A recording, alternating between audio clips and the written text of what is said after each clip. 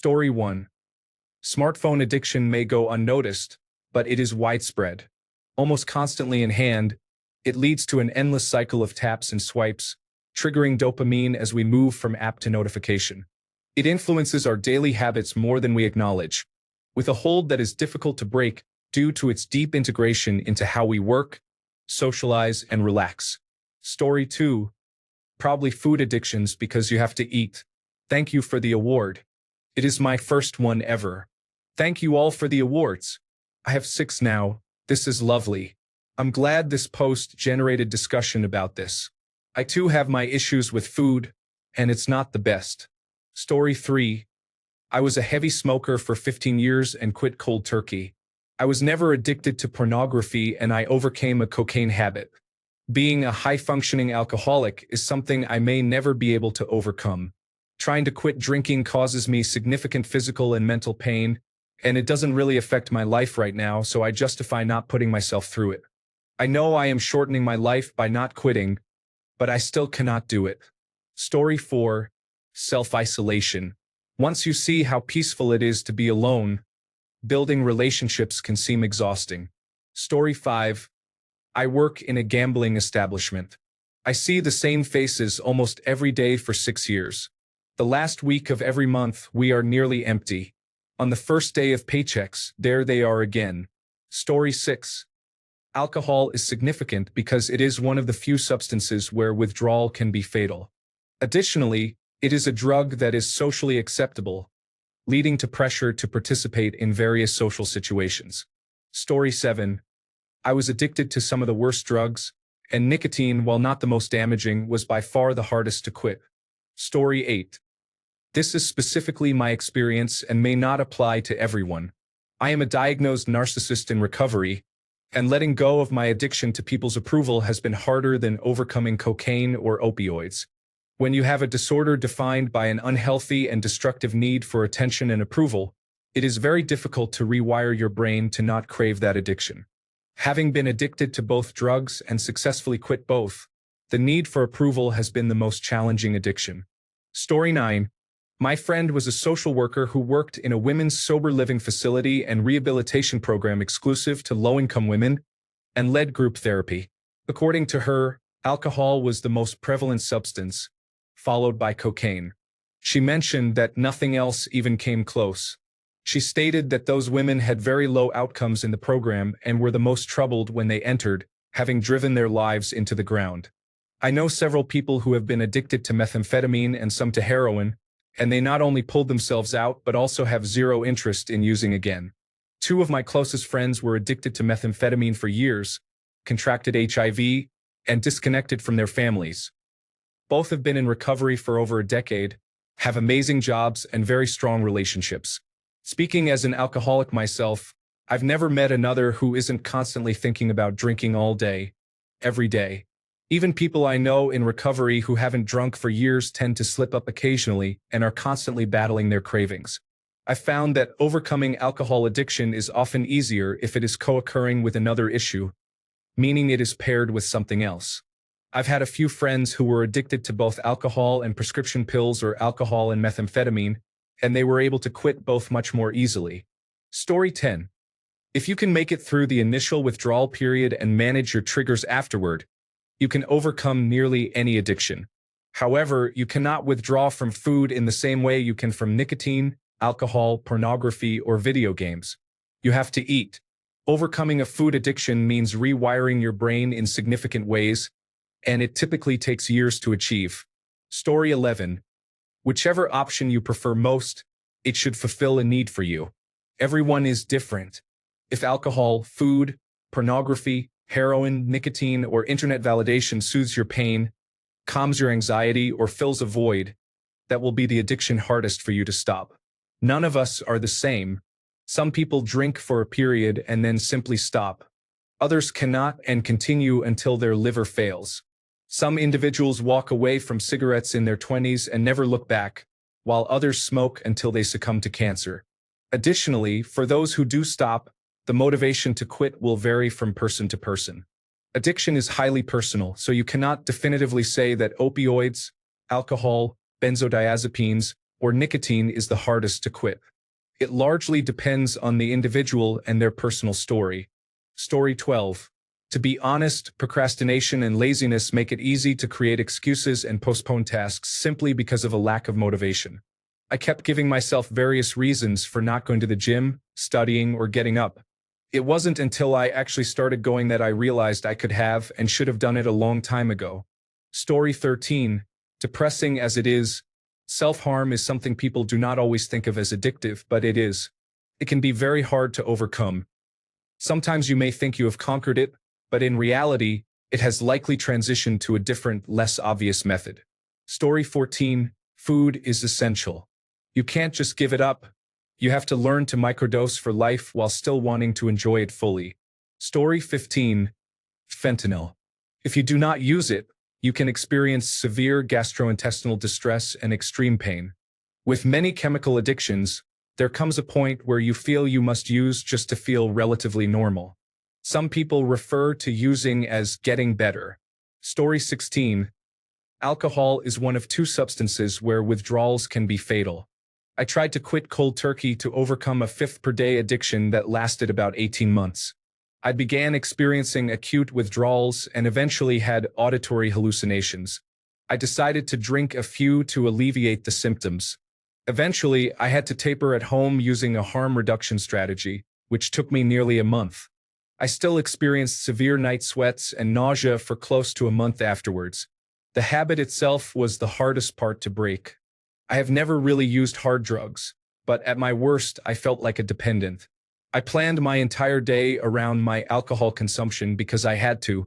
I became so attuned to my addiction that I didn't realize how much energy was being drained from my body just to make sure I always had my supply on hand. The most surprising aspect? Those first drinks in the morning felt incredible.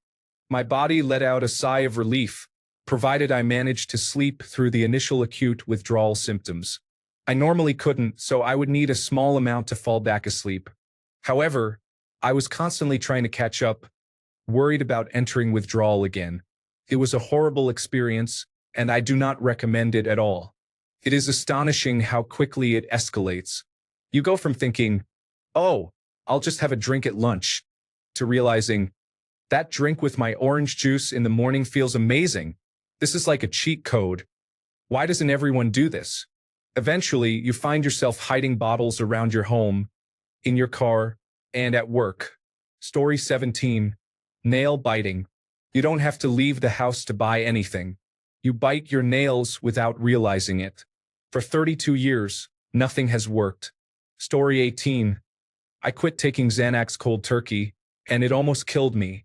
I ended up in the intensive care unit for over a week because, after the seizures subsided, my organs began to shut down. Trust me when I say this. Keep benzodiazepine use under control and never quit on your own, as you can never anticipate the complications that may arise. Story 19. Personally, I think about alcohol. It is sold in every corner store and is socially accepted. The withdrawal can be fatal. 62% of the population in the United States consumes alcohol, which is more than half. Many people drink whenever they want to have fun or enjoy a night out. Alcohol is present at almost every social gathering, including weddings, parties, sports events, family gatherings, and concerts. People are often surprised when I tell them I do not drink because it is so common. When someone is addicted to drugs, the withdrawals are difficult, but with the exception of benzodiazepines, they generally will not be fatal if you try to stop. When you stop using drugs, you can completely eliminate them from your life and likely never encounter them again. This is not the case with alcohol. Story 20. For me, it was an addiction to believing I was in love with an ex. I caused more damage in those 5 years than in the previous 30 years. It was the worst mental struggle I had ever experienced. I just didn't recognize it until after I broke free from that addiction. Story 21. I cannot speak from experience, but I imagine that alcohol addiction is very difficult. Imagine being addicted to a substance that is constantly advertised. It is a central part of social culture worldwide. Your entire social life and structure would need to change significantly in order to be free from it. Story 22. As others have said, food, whether it is binging or restricting, can be compared to substances from which individuals can detox in institutions with no access for the duration of their stay. With gambling, it is not something you commonly encounter unless you seek it out. Institutionalizing oneself can force a person to quit, at least temporarily, cold turkey. But food, even if you are sent to a treatment center to recover from binging, restricting, purging, or any other food-related addiction, eating is an essential part of life. Food is something you will be exposed to no matter where you go. For a heroin addict, needles can be a significant trigger for relapses, and a preventive measure can be to remove all possible needles from their home. However, one cannot simply eliminate food from their life. It is everywhere, in conversations, in the media, and it is something you actually need to survive.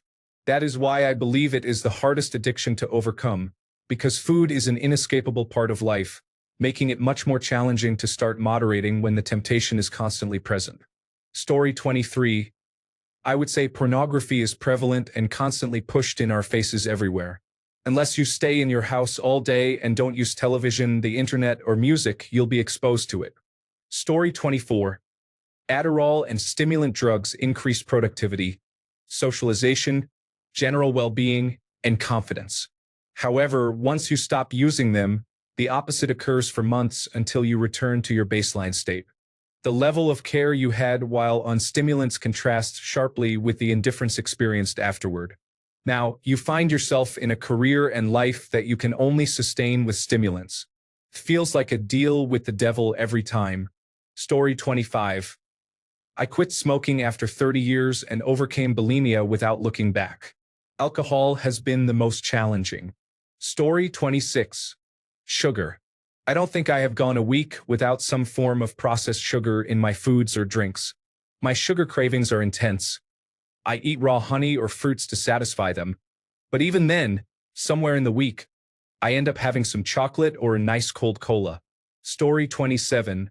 Weed is an expensive habit. All the money I have spent could have been used for a lavish birthday party, more food on the table, or more money for gas to travel. Story 28.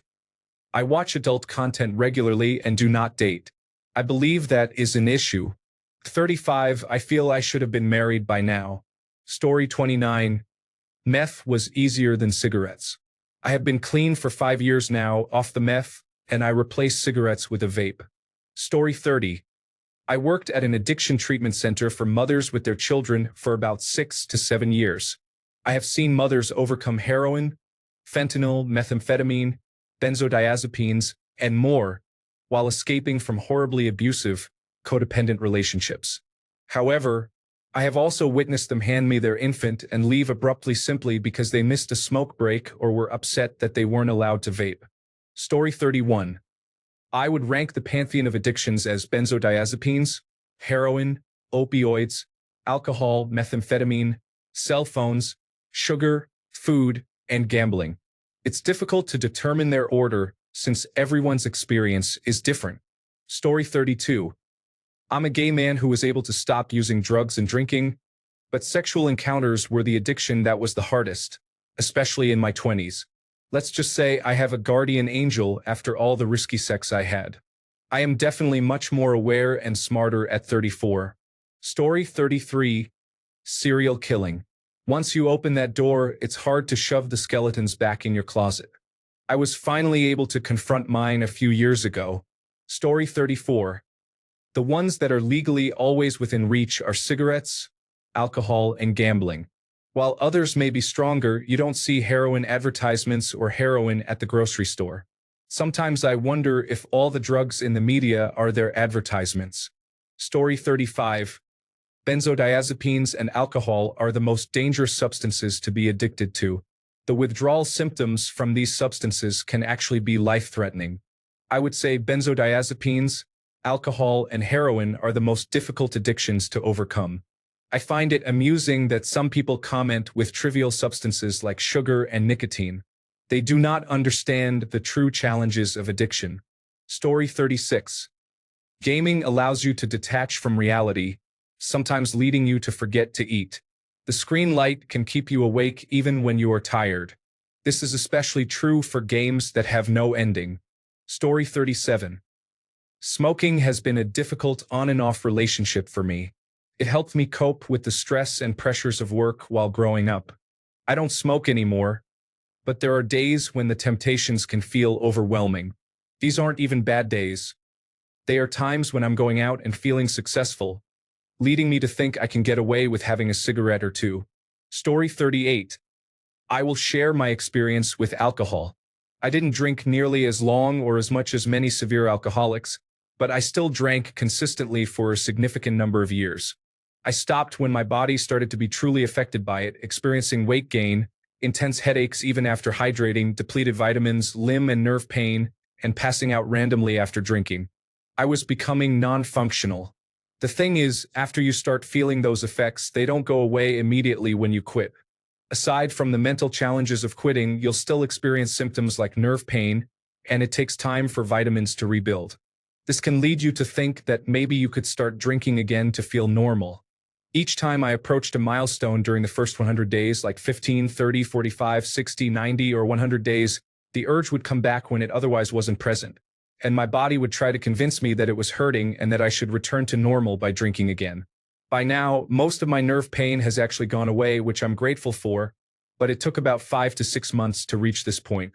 For even longer, alcohol can disrupt your hormones and brain chemistry significantly, and it can take a year or more for things to return to normal. I believe this.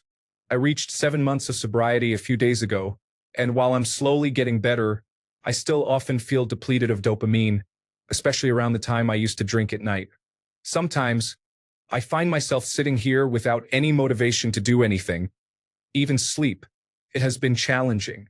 Occasionally, I think that maybe in a few years I could try drinking a beer socially again, but I'm not sure I want to take that risk. I recommend the subreddit Stop Drinking for anyone interested in taking on this challenge, or at least reading stories to help inspire change. I have never been active there, but reading some of the posts ultimately helped me, and it's not overly preachy like some organizations. Story 39. Masturbation. I have given up alcohol, cigarettes, cannabis, coffee, and pornography, but that was the hardest by far. Story 40. Self-loathing may stem from being picked on in school or from a parent who always talked down to you. Along the way, you may have internalized the unhealthy belief that you are not attractive or that something is wrong with you. Since then, every time you look in the mirror, those negative thoughts resurface, and you come to dislike what you see. You assume that others share this sentiment. In reality, most people do not notice. This feeling manifests in your outward personality, leading you to speak badly about yourself and suffer from a lack of self-esteem. You may find that posting constant selfies and receiving positive comments provides minor temporary relief, but those feelings of insecurity quickly return, often more intensely. Some of the most beautiful women I have ever met struggle with the lowest self-esteem of anyone I have encountered. They often require an almost unbearable amount of reassurance from those around them to feel content or happy. It seems that beauty, much like money, can isolate and lead to misery when in excess. Story 41. Nail biting is much harder than drinking, smoking, binge eating, restricting food intake, and impulsive spending in my personal experience with maladaptive coping mechanisms. Story 42. Food is essential for survival. You can't simply avoid buying it like you would with alcohol. It's similar to my mom walking into a liquor store, browsing, and then leaving empty-handed.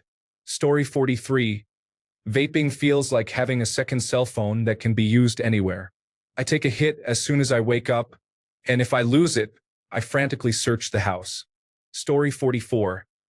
When you are deeply in love with someone, it can sometimes feel like you are addicted to them. You might find yourself constantly thinking about them, craving their presence, and feeling incomplete or restless when they are not around. Your mood and happiness could depend heavily on their actions and attention, making it challenging to focus on anything else or feel content without them. This intense emotional attachment can resemble an addiction, where the person becomes central to your sense of well-being and happiness. Thanks a bunch for sticking around till the end of the video. Remember to subscribe, and until next time, stay awesome and goodbye.